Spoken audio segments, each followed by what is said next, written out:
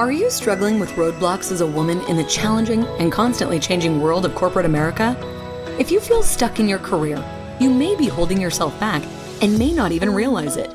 Prepare to be enlightened by the meaningful discussions here at the No Woman Left Behind podcast.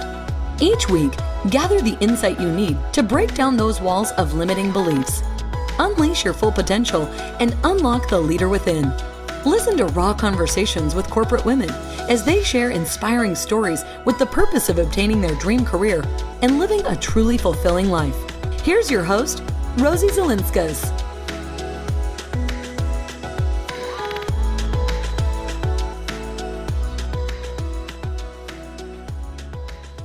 Hey everyone, welcome back.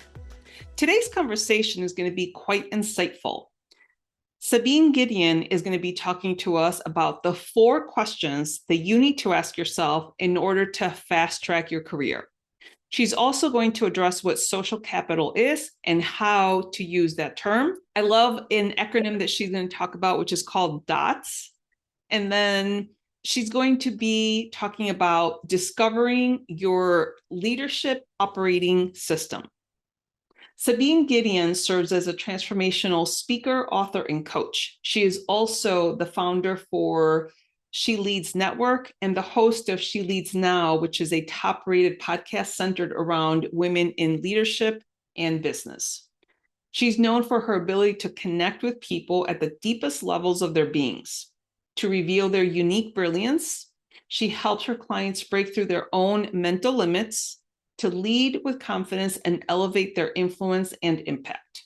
Sabine is the author of Transformed, The Journey of Becoming.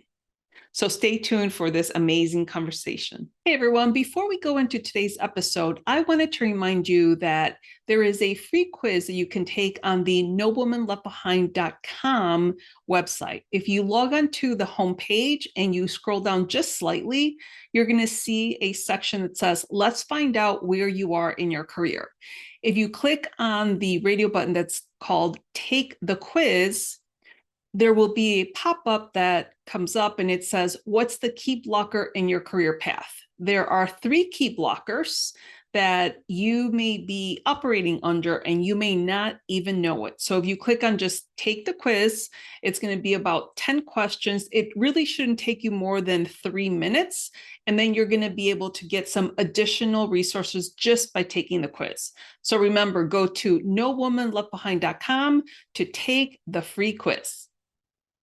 Okay, Sabine, thank you so much for being here today. I appreciate your time. Sabine, when you and I started conversing, I had asked you if you thought that women had more barriers in their careers than men, and your answer was yes. So what came to mind for you when you were answering that question? Yeah, thank you for asking that. A couple of things come to mind. So we know structurally in organizations in corporate America, right? Like the people who sit at the top, there are very few women who sit at the top, right? So that's a normal barrier right there. As I've grown through my career, you know, my background being in HR, traditional financial services, corporate, then aerospace, so very, very, very structured. Couple of things that I've noticed, that the barriers that exist are both barriers that exist in corporate America as the structure that's been built, as well as the barriers that we as women put in our own way in order to advance. And so, you know, we can talk about the pay gap, we can talk about all these pieces, right? Those things exist. We know they exist, and we're making progress to an extent, maybe not quick progress, but we're definitely making progress. But when I think about it from the standpoint of agency and accountability and what those barriers are that maybe perhaps we have put in our own way, or maybe just in most cases don't know how to break past, you know, simple things like the salary negotiation, right? And I'm sure you've read the statistics. 60-something% of women don't even ask if there's any flexibility in the salary. When it comes to applying for jobs, right? A huge percentage, I think around 70% of women won't even apply for a job if they don't meet 100% of the job descriptions. Meanwhile, you know, Bob, Jim, and everyone else, like, oh, 30%? Yeah, I'm in this. Like, I totally got this. So things like that. And then when we get into organizations, right, thinking about it from the mindset perspective of, we're overwhelmed with the amount of work that we have and not feeling comfortable always to ask, hey, is there anyone else who can help me, or can you help me reprioritize? I'll give you a perfect example. I was talking to this prospective client recently who's been in her career for 20 something years, very successful, has been climbing up the ladder. And when we're having the conversation, my first question is, what do you want to do next? And she was like, what, Sabine? There aren't a lot of, women in executive seats above me. I think there's maybe like 2 or 3 in the space. And she was in the tech space. So, we all know that that's a challenging space already. She was just like, while I would love to move up the ladder, I really don't want to, because I know that that means that there's going to be a target on my back. And now that created a space for us to really have a conversation around, well, what does that mean? What evidence do you have around that? And so there are things that, that we've witnessed, that we've seen, that create these beliefs, if you will, that the higher you go, the harder it gets, right? And especially if you've been in corporate, that climb, male, female, whoever, it's hard enough as it is. But the fact that there are well-qualified women who have the capability, who have the business acumen, who have proven to be successful and can move forward, feel that, hey, I should probably stop right here, because any higher means that I then have this target on my back, or any higher means that the expectations are 10 times worse. And so when I say that, yes, there are barriers, there are structural, institutional barriers, but then there are the barriers that we've also created for ourselves and within that environment as well. Yeah, that was a perfect answer, because I love that you differentiated between the systemic barriers and the personal barriers that we instill on yourselves. I didn't realize that. Obviously I knew, and we talk a lot about the pay gap and, not applying for jobs on the show here, but I had not realized that some women purposefully didn't apply because they feel that they have that target on their back, which is just so irritating, right? Like that they would be made to feel that way, instead of, one of the things that I think the corporate world needs to do better is create programs specifically for women in the corporate world to encourage them to learn to negotiate, to encourage them to apply for jobs, even if they don't have the skills, because it's just, like you said, John, they apply having, 30 or 50% of their skills. So, all right. Well, thank you so much for answering that question, because I saw that and I was so curious to learn about the barriers that you know of. Now, obviously you've been a transformational speaker, an author, coach, and you created She Leads Network. So tell me a little bit about what She Leads does and how you even got started into the She Leads Network. Yeah, thank you for that question. So the idealist in me wants to solve all the problems that women experience in corporate. And so taking a step back to, my career started in talent acquisition, right? So I was on the other side of recruiting. So, those statistics around the not negotiating salary and not, having a pipeline of enough women in certain roles, I've seen that, I've witnessed that. One of the things that I remember witnessing early in my career as I was supporting leaders, right? Like, you get a leader who came in relatively early career, and within a couple of years, if that, right, they were now the senior vice president of this particular division. And I observed that happen long enough where I was just like, okay, I don't get it. Now, for me personally, I am an immigrant, like first generation, everything, right? So I was coming into corporate America, and the messages that I had from my parents, well-meaning, were you get in, you work hard, right? Like you get the respect of your bosses and all this other stuff, right? So I just came in with the mindset, I'm going to work hard. I'm going to put my head down. I'm going to sign up for all the dots. Dots are development opportunities that suck. For those of you. I love that. One of my former managers shared that, and I've been holding on to that since. And, I realized that there were people coming in with less experience or maybe less education, and they were advancing. Because I was in HR, I think I rationalized that, oh, it's because they're in the business and HR is a little slower. Well, that wasn't true. Then I started having conversations like, help me understand like how to advance, how to move up. And what I always call him Bob, if there's a Bob listening, please don't take offense. But what I recognized about Bob was that Bob came into the organization. He was able to assess the organization, identify who the key players were, start to build relationships with those individuals, let them know what he was looking to do next. And so they became the advocates, they became the mentors, they became the sponsors. And so when opportunities became available and conversations were happening behind closed doors, guess whose name rose to the top? Bob, right? Meanwhile, me and dozens of other women who like had taken on the work, who were sitting in interim roles and all these other things, we just had a lot of work. We just had a lot more work. And so one of the things that I've learned throughout this process, especially when it comes to corporate America, you look at how do you, if you're asking yourself the question, how can I be successful? How can I advance? How can I accelerate? I think for a lot of women, we think that, oh, okay, let me take on the dots. Let me take on more work. Let me, do all the things that no one else is willing to do because that's what we're told. And that's how society grooms us. Let's be honest.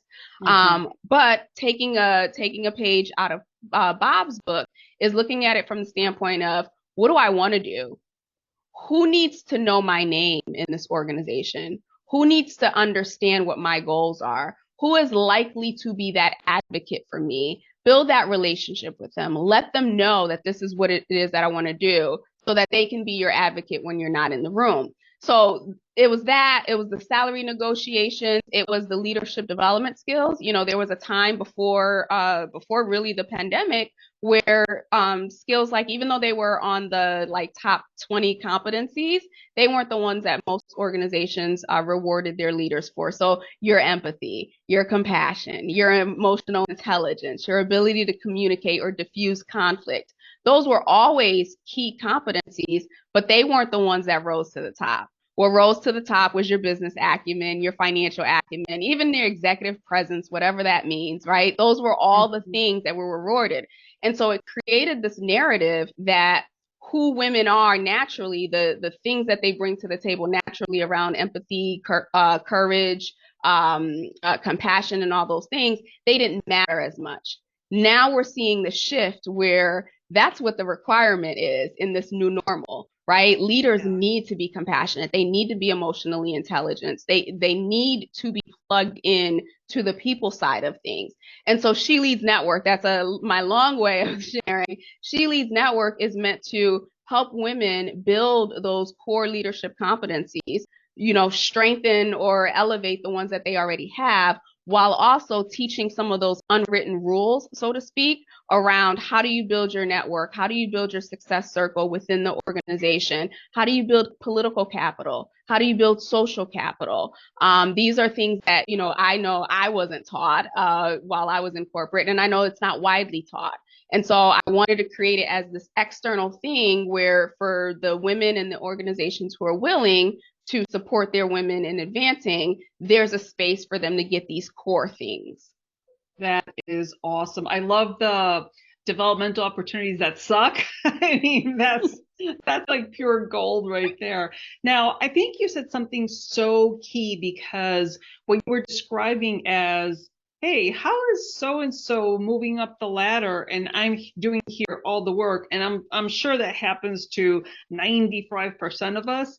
But you said something very key. Those people that move up quickly, they identify who the decision makers are. They identify the key people that will help them. They go and have conversations with them. They inform them what they want next, and then they depend on them to advocate for them. And the way you outlined it is just so well explained, because it's almost like when you are seeking that job promotion, you have to be your own advocate. You have to lobby. And it's essentially what those people are. And they're doing it. I mean, it's a great strategy. It's a smart strategy. But you're absolutely correct. We do not talk enough about how that stepping stone process is done for women in the corporate world. So I am so excited to be having this conversation with you, Sabine, because this is really good, tangible information that women can apply to their jobs right away. So I can appreciate you sharing with us. And so what are some of the things that I know you talk about discovering the leadership operating system? So when you talk about a leadership operating system, obviously we have women that are individual contributors that are trying to advance in their careers. And we also have women that are in the leadership role. And of course, they have to look out for their own career, plus for their team's development. So let's talk a little bit about what you mean by that leadership operating system. Yeah, thank you for that. So the good thing about this is the LOS, and we'll call it that for short. It levels the playing field, right? So I'm of the philosophy that leadership is not only attached to a role or to a position or to a level in an organization, right? I do believe that each and every one of us has a sphere of influence that we come into the earth with, and that there are innate abilities that allow us to demonstrate leadership, right? So you can be a leader in your home, you can be a leader in your community, you can be a leader in an organization or not, right? So, regardless of where you sit in the organization, look at it from the standpoint of leadership being an identity.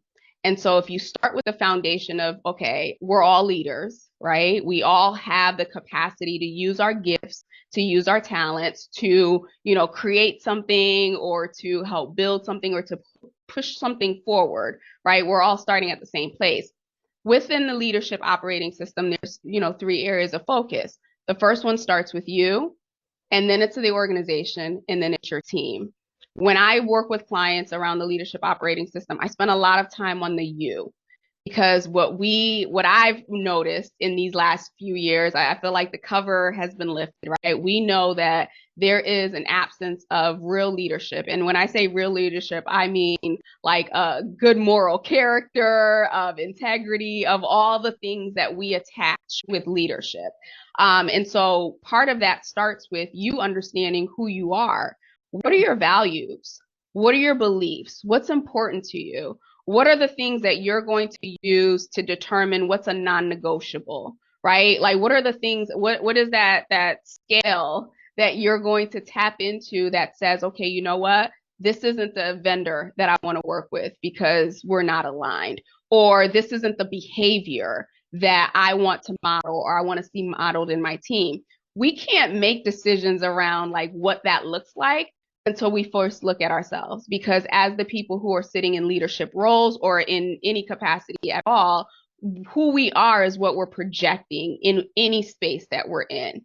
And so I spend a lot of time on the you part. And it's 2 questions that I always ask people that they either love me or hate me for it is, who are you and what do you want? And the reality, Rosie, is a lot of us, regardless of where you are, have such difficulty answering that question, who am I? Right? Because we're so conditioned to attach our identities to the roles that we play, right? Well, I'm a mom, I'm a daughter, I'm a wife, I'm this, I'm that. And then you get into, well, I'm lovable and I'm playful and then like you keep unlayering. And what I've found over the last couple of years in challenging individuals with that question is, I would say 98% can't answer that question. And it's not even a bad thing that they can't answer that question, because it's the realization when they get to the point of realizing, I don't know. That's when we can begin to build. That's when you get to define who you want to be if you haven't had the opportunity to do it. So once we get through you, right, and defining who you are, what your vision is, what your values are, then we look at the broader organization. What are you building? Because essentially, if you're sitting in a leadership spot or you desire to sit in a leadership spot, there's a vision that you have, right? And that vision can be part of the larger organizational vision or whatever, but there has to be a vision, or else, you're just leading people blindly at that point. And so now looking at the organization, does the organization reflect who I am and what I want to build, or even just my team, if it's 3 of us, does that reflect it? We've had all this conversation in the last couple of years really around creating inclusive cultures and creating cultures where people feel like they can be their whole person and their whole self. Well, guess what? We won't know how to create those cultures if people don't know who their whole self is. What does that look like? And then once you've identified what is the vision, what are we working towards? Obviously, there's the tactical piece around like what are the processes, who are our customers, and all those pieces. Now you start to look at the team. Okay, so I know what I want to build. I know who I am. I know what I want to build. I know what I want to work towards or innovate. Who do I need to fill the puzzle pieces? Because I think that that's another area, going back to the barriers question around where women hold ourselves back. We put on the cape quickly. Like we will put on that cape, like we have to figure it all out. And it's not meant to work that way. In order to be an effective leader, you have to be that person who is like, above the ditch, looking ahead. What are the challenges? What are some of the market situations that are going to happen? And then you build a team of experts around you who can do the work, that you can influence to do the work, and who you can provide the support to. So it's really looking at you, your strengths, your weaknesses, your values, all of that stuff. How does that play into the broader vision of where you're headed?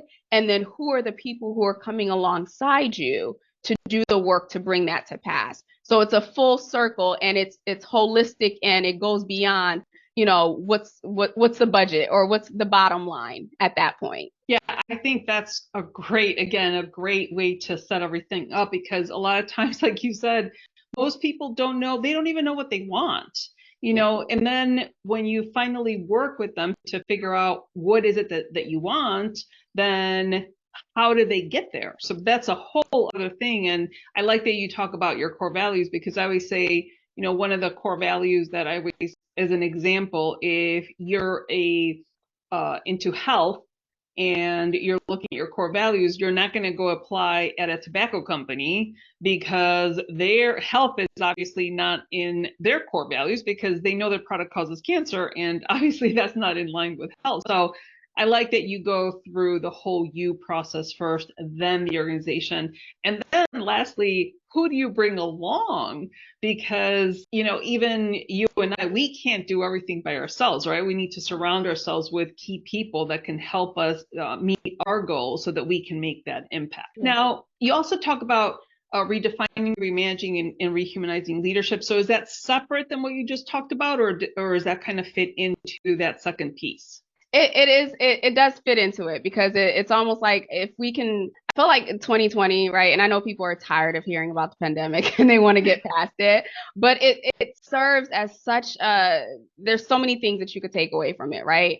It honestly gave people an opportunity to look at themselves and look at what was important to them, look at their lives, right? I guess nothing motivates us more than fear if it taught us nothing else. And to really identify what was at the core. And what I saw over the last few years is that where we were okay, maybe even complacent with believing that this group was different, or these people were different, or this style was different, we had a moment in time in which everyone saw themselves in everyone else, right? And the level of compassion and the level of caring that naturally came out of us as a human race, like I've never seen it in my lifetime. I can't get out the image of when the nurses would go to work at 8 o'clock, or they would change shifts, right? And all across the world, people would be banging and celebrating them as heroes, right? No one said, this is what you need to do. No one prompted us. Like, God did not come from the sky and say, this is how you need to be. It innately just came out of all of us. And we had compassion and love and caring from people who were we've never even met. And look how it's created the space where, what once separated us, everyone, like, you're in Chicago, I'm in San Diego, like we are so connected. And so looking at that from that perspective of, if we could hold on to that, right, without the pandemic, of course, but if we can hold on to that belief and that understanding that we're all connected, we're all one, we all need each other, right? How much different would we show up in our organizations?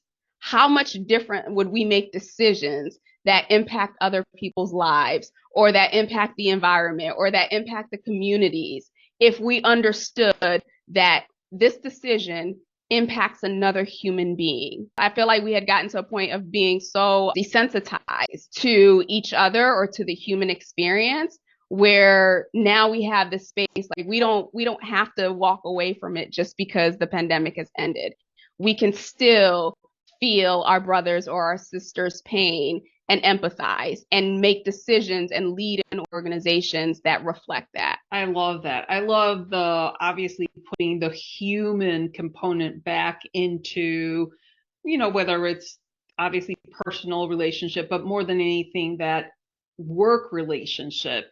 Because I think prior to the pandemic, corporations still only saw the employee as an employee. And now we've incorporated that human component of seeing the employee as both a person and an employee. And we're trying to fold in all the different ways that a person's life is now part of their day-to-day. Because before the pandemic, we all drove to work, or like I drove to work twice a week, and then that's 4 hours of commute, then obviously gas, tolls, all that stuff. And now it's nice to be able to work from home, but there's a trade-off of making it a point to connect with people versus just staying home by myself and my computer all day, every day. So there's definitely that component. Now, shifting to, I know you talk about, the next generation of leaders, which this is what I really want to talk about, because one of the things that I am constantly worried about is, how are things going to be for the next generation? Now, for like Gen Z, I know that the Gen Z community population, they are unapologetic about things these days. And I love that about them, because they're so brave. And I'm a Gen Xer, so I'm old school. The same thing as, your parents. I'm a first-time college graduate, and, my parents were like, work hard and do everything that you need to do. And I actually just read an article, because I'm also 100% Mexican.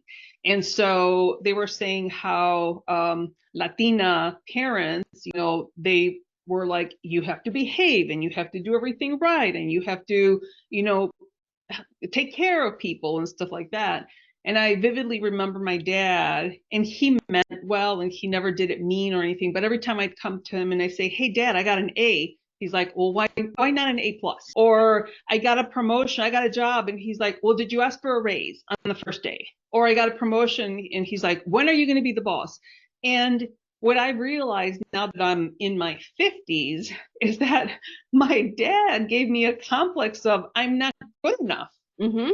Because everything that I said to him, I'm like, hey, I did this great thing. He's like, oh, well, why not this much more? So what is your experience now with the next generation of leaders, specifically, the younger millennials and the Gen Zs? Like, I'm really interested to learn about what you think about this generation. Yeah, thank you for sharing that. I had similar. So I'm immigrant from Haiti, right? And so I tell people all the time, like, if you got an A-, it was like, what is this? It was like an F. Like, you might as well had gotten an F. So yes, there's a lot of striver in me as well. When I think about when I came into corporate America, so I'm technically a millennial, what they call the geriatric millennials, because so disrespectful, but it's catchy, so I still use it. And so when I came into corporate America, I came under the leadership of a lot of boomers, right? And so there were a lot of rules, right? It was more so leave your problems at the door. FaceTime was huge, right? So it was like be the first one to come in and be the last one to leave. And it was just all of these things that like had nothing to do with real performance, right? But I definitely understood coming into corporate America, being led by boomers, that when I'm here, they own me basically, right? And when I leave, right, if I decide to leave, then I get to live a life. As time has gone on, I've noticed that even with the younger millennials, or, going through the generation there, they were coming into the organization and they were starting to ask why, why why is this like this? Why is this like this? Why is this like this? And that's where you started to hear the commentary around, these millennials, they're so entitled and they just want everything and da da da da. They thought we were bad until How about it? let's enter in Gen Z. And Gen Z was just like, oh, wait, I showed up 3 days for the last 2 months. Where's my promotion? Where's my raise? And where's my title bump? Please and thank you. And it's been very interesting as someone who technically we're not even sandwiched, but someone to see the process and kind of where they are today. And so when you look at the statistics right now, boomers are, I remember when I first came into corporate America, the statistic was in 2020, 50% of the boomers would be eligible for retirement, right? So at the time of this recording, we're in 2023. A significant amount of them have retired. Matter of fact, it's been accelerated because during the pandemic, when organizations were, doing cutting measures, they were offering all of these like early severance, early retirement packages, right? And we'll talk about how that's come back to bite them in the butt. So you had boomers leaving the organization, right? And so you have Gen X, which was a smaller population, and now you have the millennials, which are the largest population. I think they're at about 43% of the workforce. And then you have Gen Z, who just by nature of their age, they're about 5%. Although we're coming up on a graduation year, that number is going to go up, right? And so you have what I've seen as the good thing in the challenge is that the millennials who were already questioning why and wanting to do things differently, right? Wanting to innovate and wanting to create spaces where, work was fun. Work was a place that I wanted to be at. We spend so much of our time at work. I feel like millennials started to shift the narrative around, hey, if I got to be here, 10, 12 hours, at least let it be a place that I enjoy being at, right? So you get your Googles, you get your Facebook, you get your all that other stuff. Gen Z's mindset is, I'm just here for the paycheck.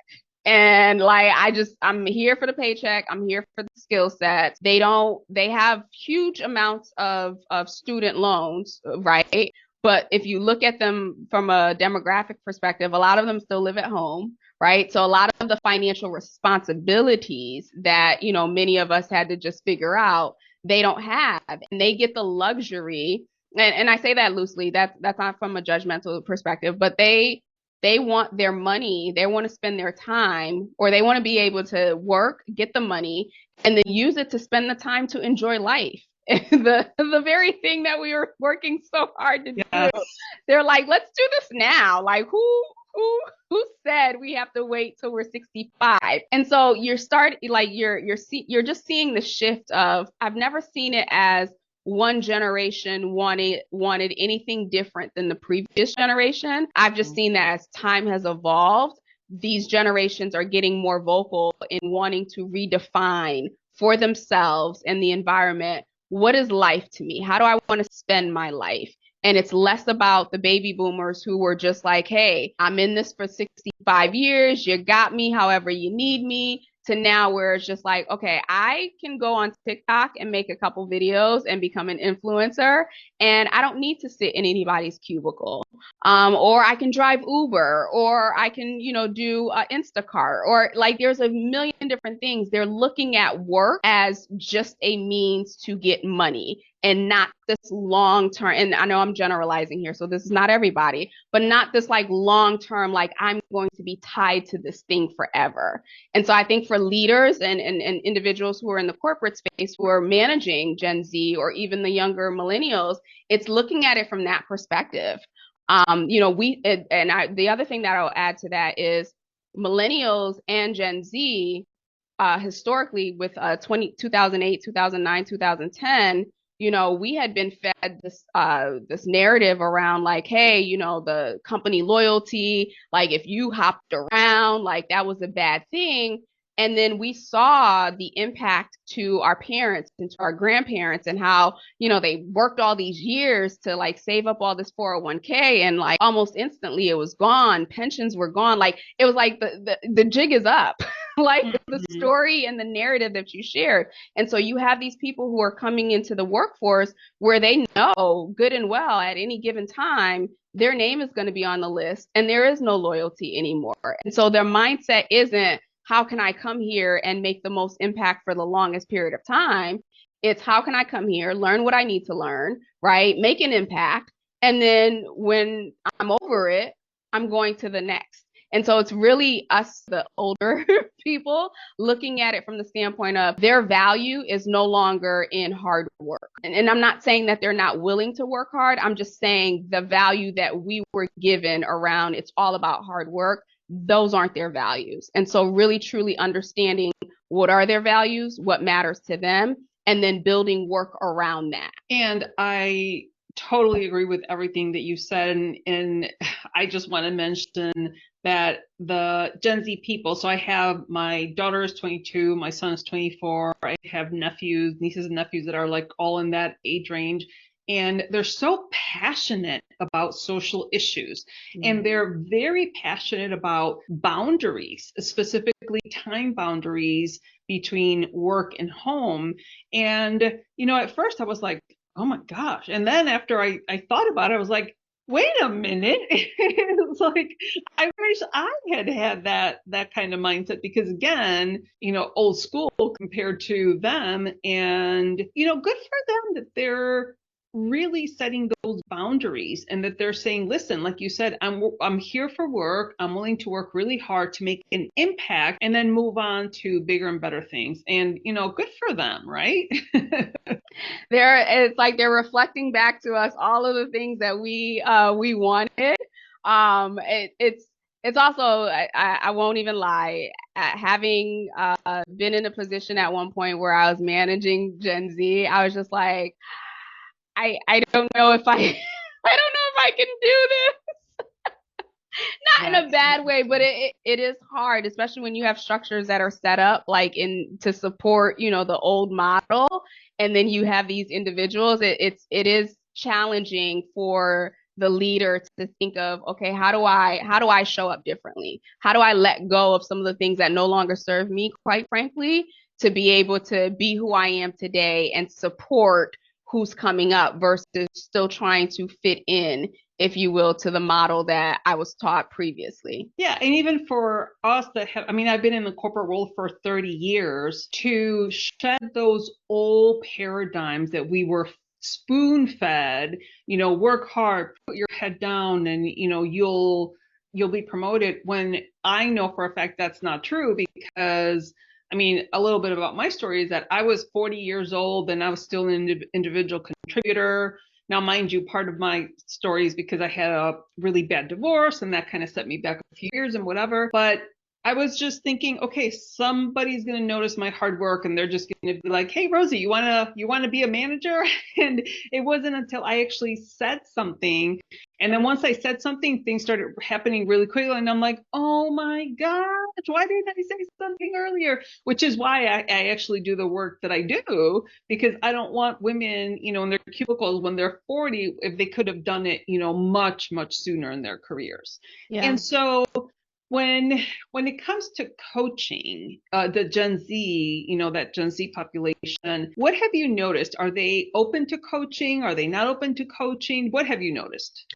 Oh, yeah, they're definitely open to coaching. It's an interesting dynamic. So millennials, right? We were the ones who were very demanding when it came to give me feedback. I want feedback. I want to know if I'm doing well. I want to know. And that was too much. The difference with Gen Z is it's not that they don't want feedback. It's the feedback has to have like some, not validity, but some weight to it, right? So I remember when I first got taught how to coach, especially when I was in corporate America, and the model was, bread and butter. And I don't know if you were taught this, or peanut butter jelly, right? Yeah. Like you give the good thing, and then you sneak in the development opportunity, and then you close it out with something nice, right? And so the person walks away feeling great, but then when there's no change behavior, you're kind of like, well, what happened here? It doesn't work the same. That again, I know we're generalizing here, but you need to be a little bit more literal and a little bit more candid and a little bit more flat out.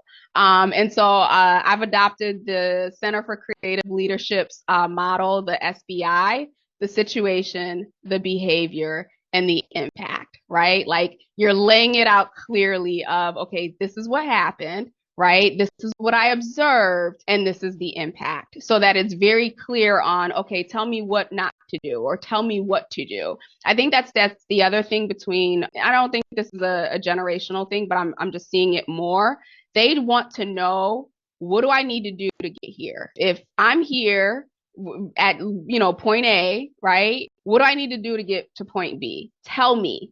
And I think that that's the challenge that a lot of leaders have, where, especially if there aren't clearly defined processes in an organization around, how do you determine who gets promoted or who doesn't?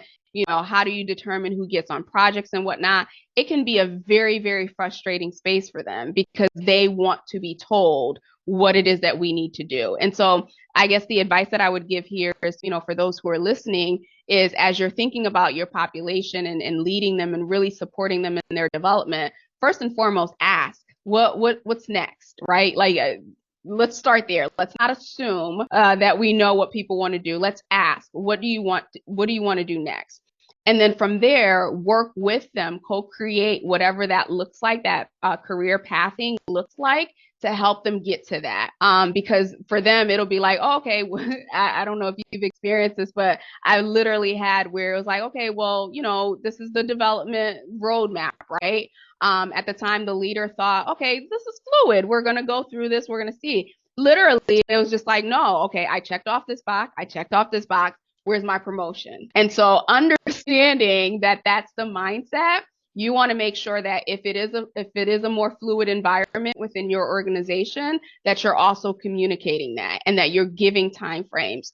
One of the things that I've been helping organizations with, because believe it or not, a lot of them don't have it in place. A lot of organizations have performance reviews, right? Or to some capacity. Maybe they don't have ratings, maybe they don't have whatever, right? But performance reviews are not enough, or performance reviews, well, I don't know that they ever really did anything. We know that, but we've just been doing it just cause. But, taking it a step further and looking at, how do we look at our entire organization and our pipelines, if you will, and be proactive through succession planning and talent reviews.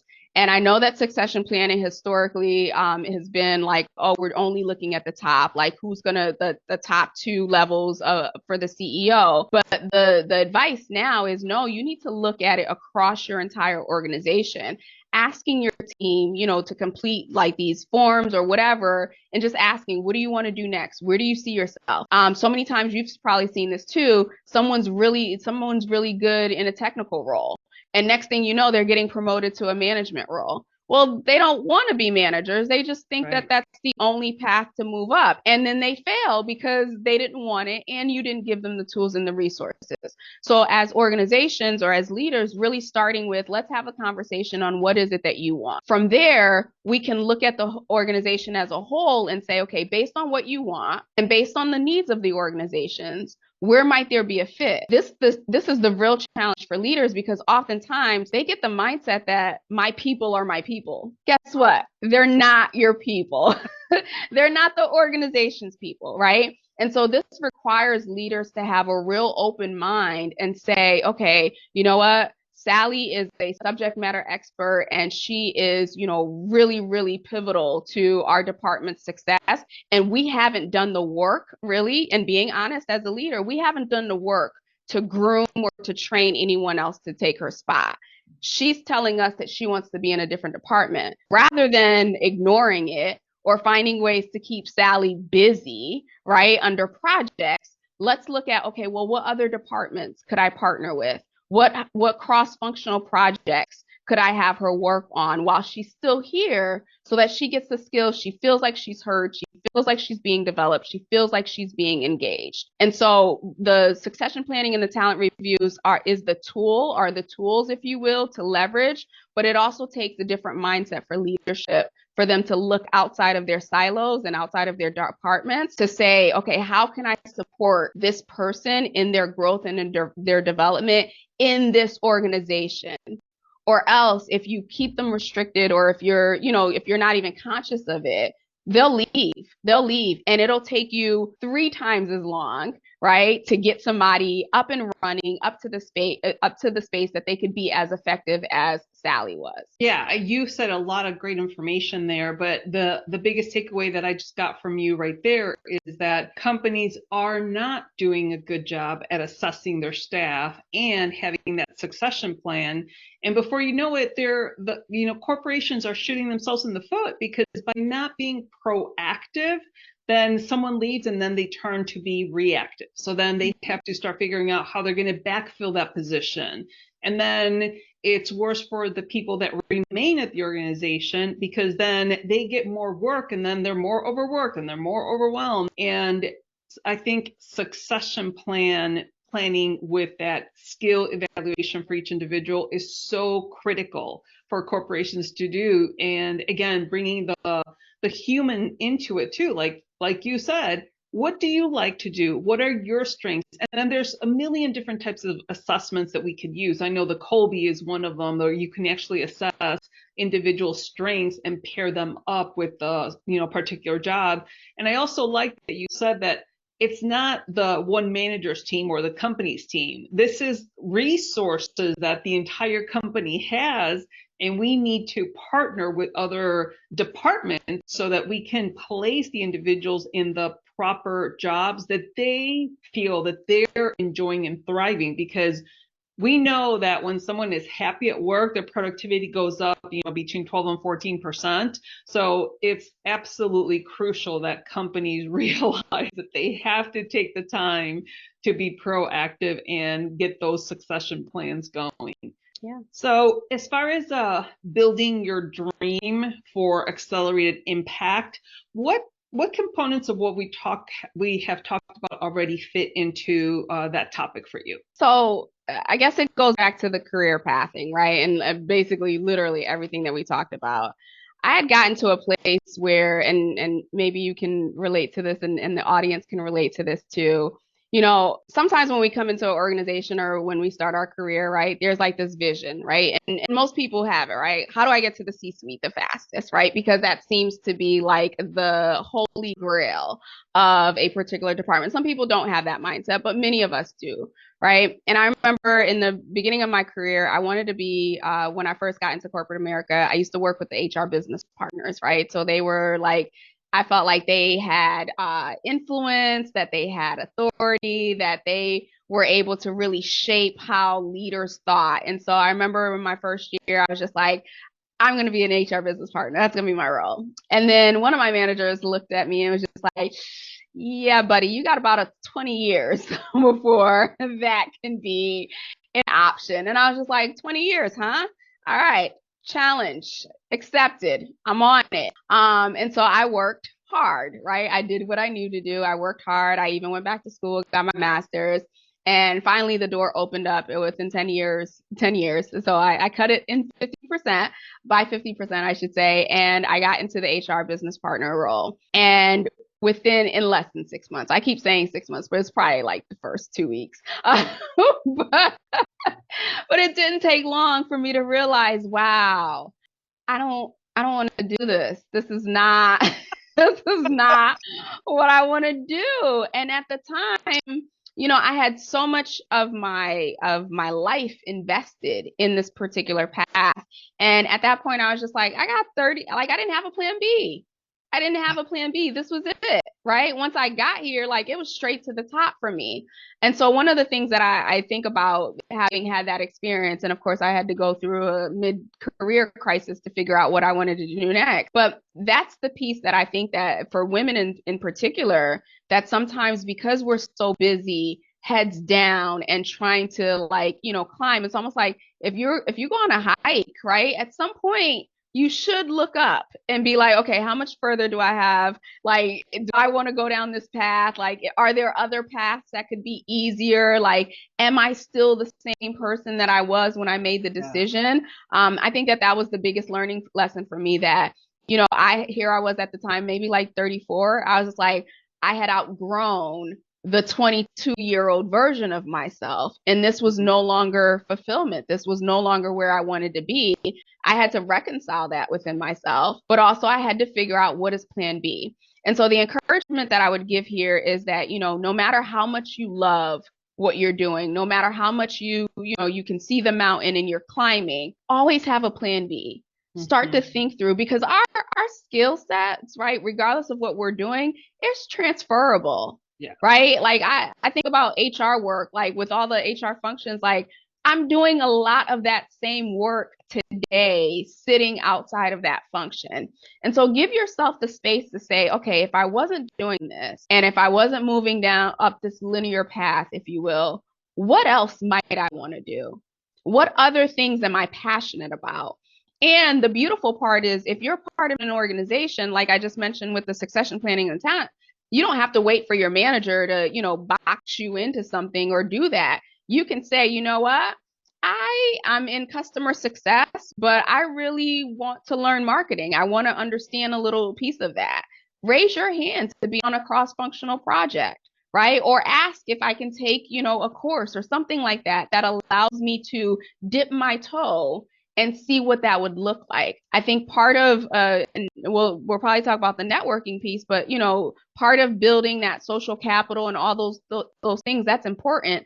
Look at that as part of the work, but also look at your career development as part of your own job. I remember when I first got into corporate America, they were like, you own your own development. I was like, okay, I don't really know what that means, but okay, I own it. But I took ownership of it, right? So I took the mindset that if I want something to happen, I'm going to have to be the one to make it happen. And so what it pains me, especially now at the time of this recording, we have a lot of companies who are, letting people go, right? Because of the economy, because of fear, because of overhiring or overstaffing during the pandemic or whatever. And that's a horrible place for people to be, where they're kind of like, I didn't have a plan B. And so as a way to protect yourself and to not have to fall victim, right, to a system and to an environment, start to figure out what your plan B is. And while you're there in the organization, work on what you're working on, make the impact that you're going to make in the space that you have, but also give yourself the gift of exploring, what does 2.0 look like? Yeah, no, I love that. I love that you said that you own your own career or professional development. And like you said, a lot of times we as leaders tell the younger staff that, but we don't explain it specifically. So it is so important for us as the leadership team to take ownership and say, okay, this is what it means exactly, so that there are no gaps and no assumptions, because a lot of Gen Zers may already know what that means, but a lot of them, I can guarantee you, don't. And I can tell you, again, with my 20-somethings, sometimes I'm surprised that they don't know how to do something, but then I just assume that they would know how to do something. And they're like, well, I've never dealt with auto insurance, for example, getting their own auto insurance. And so there's just so many assumptions that we can make incorrectly that impact someone's career. And then once they know, hey, you need to take action in your career, you need to ask for what you need to set boundaries and all that stuff, then that's when they start thinking, oh, okay, then I own this process. And that's what really makes a difference in someone's knowledge of, again, like I said, for me, I didn't know, I didn't realize, and now I'm making sure that I tell people, if you're interested in a job, apply for it anyway, even if you don't have all of the job requirements on the listing, because you never know if you're going to be the right fit or not. So yeah, great stuff there. So let's talk a little bit about networking. What does She Leads Networking do, and how do you help some of your clients? Yeah, so the purpose of She Leads Network is to pretty much take all these things that we've talked about and put them in the one-stop shop. So it's really focused on 4 core areas if you look at it from the perspective of building leadership competencies, right? The core leadership competencies, assessing individuals where they are, and then identifying where they can work through. And so I have a curriculum that's built out that allows you to move through that process. The other piece that I focus on is the social capital, building your social capital. Because as I mentioned before, that is, as you know, they say your network equals your net worth, right? There's no truer words have ever been spoken. And so really taking the time to think about what we talked about in the beginning of who needs to know my name, who needs to know what I need, like what I want to do next, and who do I need to build that relationship with to be that advocate for me. The other piece is around mental fitness, right? And so that encompasses a lot of things.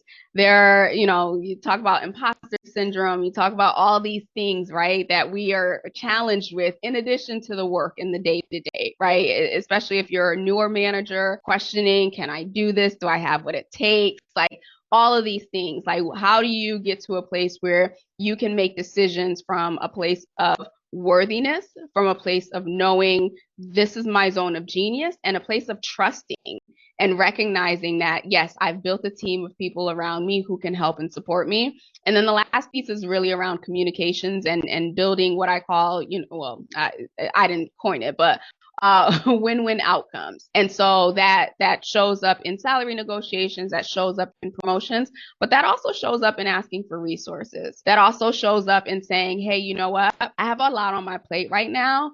I could really need your support, or I could really use your support in reprioritizing this work. Or, you know, what does that look like to influence and get other people excited about work that maybe, you know, might be a dots. And so it's really about how do we communicate with each other. One thing that I've known, I've seen, I've witnessed it, and again, I know a lot of this is generalizations, but one, we have difficulty just asking. We will convince ourselves before we even utter the word that the answer is going to be no, right? We will go down the path of all of the worst case scenario, tell ourselves the answer is going to be no, and then never ask, and then grow resentful, grow angry, get overwhelmed, burnt out, all of that stuff. We need to stop doing that to ourselves, right? Because the worst thing that can happen at the end of that sentence of asking is hearing no. And guess what? No does not always mean no. What I've learned, especially coming into entrepreneurship, no also means not right now. No means yes and, or like, you know, let's figure this out. Let's be creative about this. So how can we create or be creative in our win-wins? And so I think for women, just knowing that no does not always mean no, or just mean no, it means other things. So those are the 4 components in which I partner with the women to talk through, and that's within She Leads, that's in my coaching, and certainly with working with organizations who want to invest in developing their women and emerging leaders. That's awesome. Now, I wanted to ask you to define something. You said that you work with women to find their zone of genius. So I just wanted to make sure that we define it so that the listeners, when they're thinking, okay, my zone of genius, you know, what is that? So can you explain that? Yes, that's the coachy terminology right there. Yeah. So your zone of genius is the thing that you do so naturally that you don't even think about it. And if you're still wondering, like, well, what is that? What do people come to you for the most? Like, think about, like, what does your team recognize you for? What have your managers over the course of your career recognized you for? When you get pulled into projects, right? What is the feedback that you're hearing? Like, oh my gosh, you do this so well. And it's probably reflected in how you show up at home or in your community as well. So it's not just limited to the workplace. And so for many women, right, especially the women with kids, you're probably really organized. And I'm not saying that every woman with kids is organized, but that is a common, skill. And so that may show up as like, okay, I'm able to see a vision and break down all of the pieces that need to happen, right? And, maybe you've fallen into project management, not even realizing that, oh, it's because I can connect the dots, or I can connect the pieces, that I enjoy this work in project management. So think back to some of that feedback. And then, the other way to find this is the two questions that I asked myself when I had my mid-career crisis is, when do I feel like I'm making the biggest impact? Or when have I felt like I'm making the biggest impact? And when do I feel the most fulfilled, right? And that fulfillment means in the space of like, you feel super energized, right? Like you could do it for hours and not even think about it. That's your zone of genius. That's awesome. I love your explanation. And so just so that everybody can compare, so my zone of genius, I am the most happy when I am helping a woman in the corporate world being able to advance in their career. So I help them uncover their earning potential. And by them learning to articulate their worth with massive confidence, conviction, and clarity. That's my zone of genius. I love doing it. I love helping women. And I am most definitely fulfilled when I'm working on my business, on my podcast. Having conversations like this with you energize me. I love this.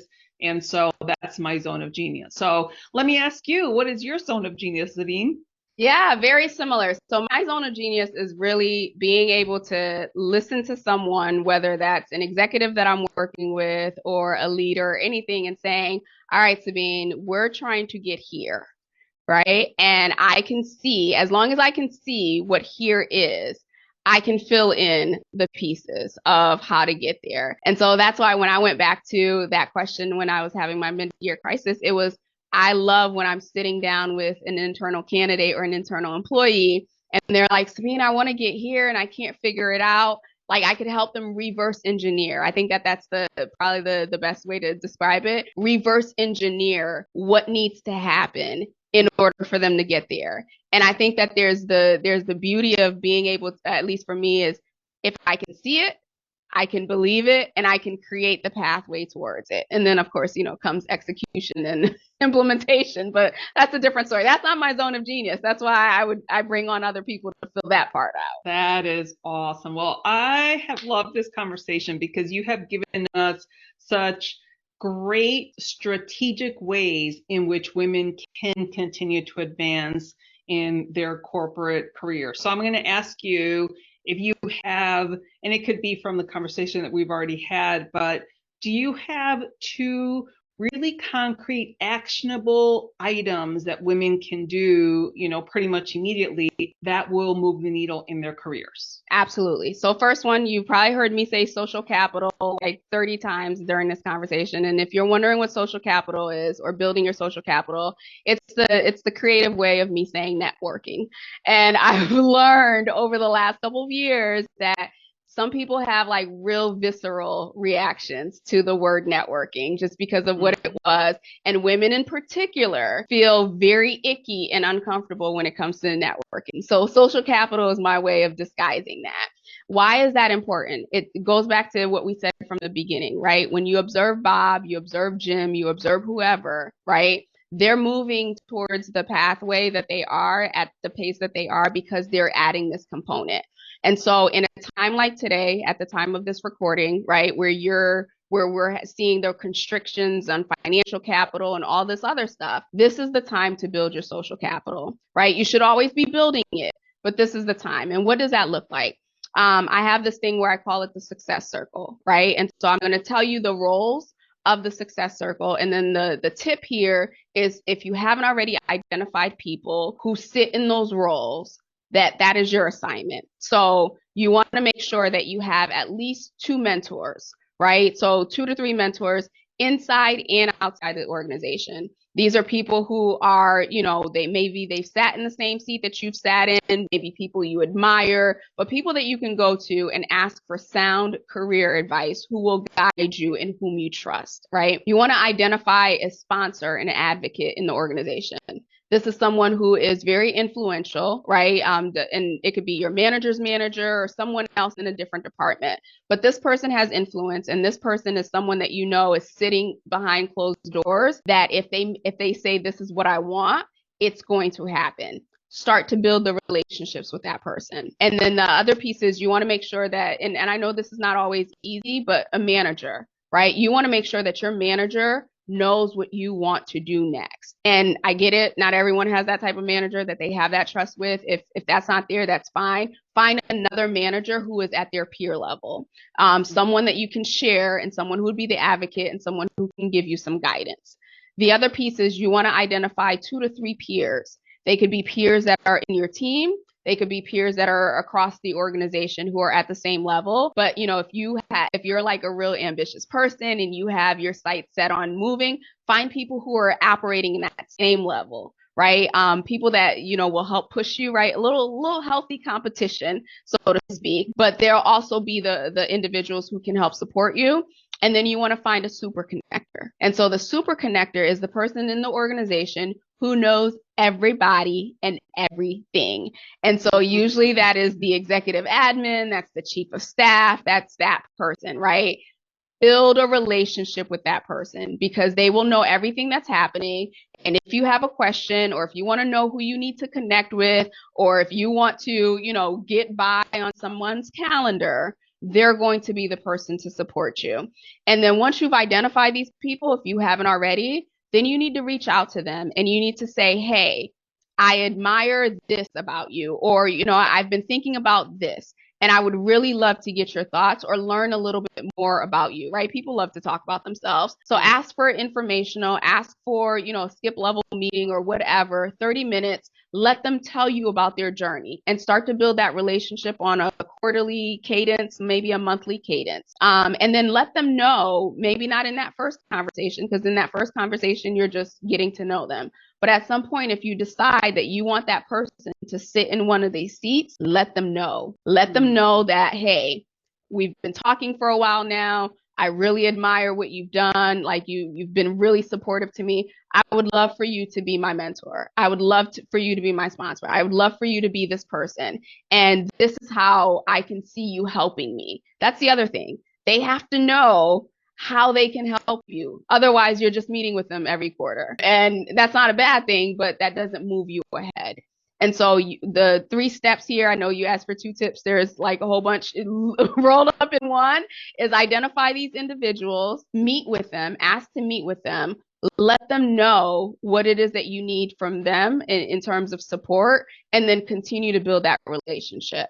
Because what you don't want is to wait when you're in a space where you're desperate or if something is happening. Now you're trying to build it's gonna be, you know, disingenuous. And we're all talking about human connection and everything else. So start building it now, and then watch how you're able to accelerate past, you know, where you would have been naturally by just putting your head down and doing the work. Well, thank you for explaining that human capital is, you know, the equivalent of networking, and more importantly, explaining how to do it well. Because we've had that tip before on the podcast show, but the way you explain it, I think, is really strategic. And I love that because that's what I'm all about. I am really good at giving someone the strategy that they need. And interestingly enough, I have a quiz that kind of bucks people as to where they fall in. And 60% of my clients and listeners fall into not having a focused strategy to continue to advance in their career. So they know they want to advance and they're stuck and they don't know how to do it. So a lot of the conversation that we've already talked about tonight has to do with having a focused strategy. So this has been a wonderful conversation, Sabine. You have given us such concrete information and very well laid out. So I really encourage anyone, if you're looking for a networking group, check out She Leads Network. I think this conversation is so incredibly important because Sabine gave us some very concrete information on a variety of things. The thing that I took away from this conversation was the 4 questions that you need to ask yourself to fast track your career. So the first question was, what do I want to do? Question number 2 is, who needs to know my name in the organization? Question number 3 is, who needs to understand what my goals are? And then finally, the last and 4th question is, who is likely to be my advocate? And she was saying that those 4 questions will fast track your career, which is what she noticed throughout her career, that the people that were advancing answer those 4 questions for themselves. Sabine left us with some 3 good tips. She said, first of all, you need to build your social capital. The way you do that is by identifying some key people. So this is the second tip, identify some key people. So you're going to identify 2 mentors inside and outside the organization. You're going to identify a sponsor and an advocate. You're going to make sure that your manager knows what it is that you want to do, and identify 2 to 3 peers. And the reason why you're identifying these individuals is so that you can build a relationship with all of them so that they can help you advance in your career. And then finally, she says, find a super connector within the organization, whether it's the chief of staff or the administrative assistant, but build a relationship with this individual because they could help you when there are some key decisions to be made. Once again, all of Sabine's contact information is going to be on the episode website. She said to go ahead and connect with her on LinkedIn as well, and she leads Network as well. This was such an insightful and amazing conversation with Sabine, and I hope that you take some good takeaways from this. Thank you for listening to this episode. Let these stories of self-encouragement and professional development serve as a guide in navigating through corporate America in the most practical and fulfilling way possible. Do not forget to subscribe to the show at nowomanleftbehind.com for more content like this. Leave a rating and share it with your friends because we want to make sure that no woman is left behind. Until I see you next time, remember to be brave, be bold, and take action.